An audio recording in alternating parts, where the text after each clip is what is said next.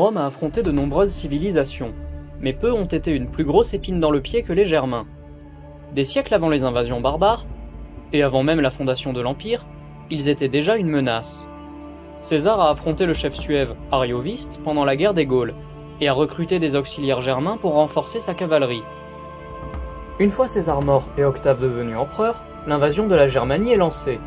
Son beau-fils Tibère est chargé d'annexer la Rhétie, la Norique et la Pannonie pour sécuriser le Danube. Son frère Drusius doit envahir la Germanie, au moins jusqu'à l'Elbe. Pour fortifier ses positions, il fait construire des camps militaires qui deviendront par la suite des cités civiles. C'est le cas pour Argentoratum, qui est aujourd'hui Strasbourg, ou encore Magotiacum, qui est aujourd'hui Mayence. Une flotte est également dépêchée pour contrôler l'embouchure des fleuves. Le début de l'invasion se passe comme prévu, et les tribus sont finalement soumises. L'Elbe est atteinte au bout d'un an. Drusius reçoit le titre de Germanicus pour sa victoire, mais meurt d'une chute de cheval et doit être remplacé par Tibère. Au bout de 5 ans, la conquête est terminée, et les Romains tentent de faire de la Germanie une province romanisée, de la même manière qu'ils l'ont fait avec la Gaule. Le procédé est difficile, et des révoltes éclatent pour protester contre les impôts. Mais Tibère souhaite envoyer son armée plus loin, et envahir l'actuelle Bohême. Il prépare son armée à attaquer les Marcomans, mais une révolte éclate en Illyrie, et un traité de paix est conclu à la hâte avec le chef Marobode. Il est remplacé sur le front germain par le célèbre Varus, qui est un général et un gouverneur expérimenté.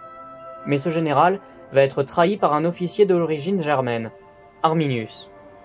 Cet homme a été envoyé à Rome comme otage pendant son enfance, pour être romanisé, et diriger des troupes romaines auxiliaires une fois adulte. Son frère Flavius l'a également été et a rejoint la Légion. Nous ne savons pas si Arminius a trahi pour libérer les Germains, ou simplement par ambition personnelle.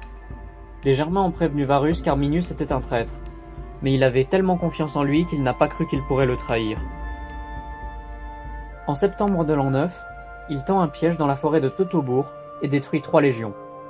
Les Romains n'étaient pas en ordre de bataille et étaient très désavantagés par le terrain. La bataille est si catastrophique que Varus se suicide. En effet, 20 000 hommes sont morts, prisonniers ou disparus, ce qui est énorme, surtout pour cette époque.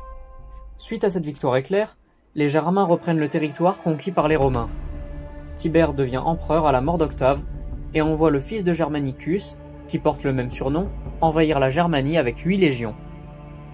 En l'an 16, il obtient une victoire décisive contre Arminius à Idistaviso, mais l'empereur décide d'abandonner le projet de conquête de la Germanie.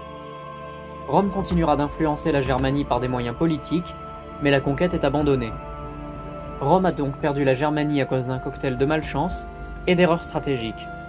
Pensez à mettre un j'aime, à vous abonner, à partager et à laisser un commentaire.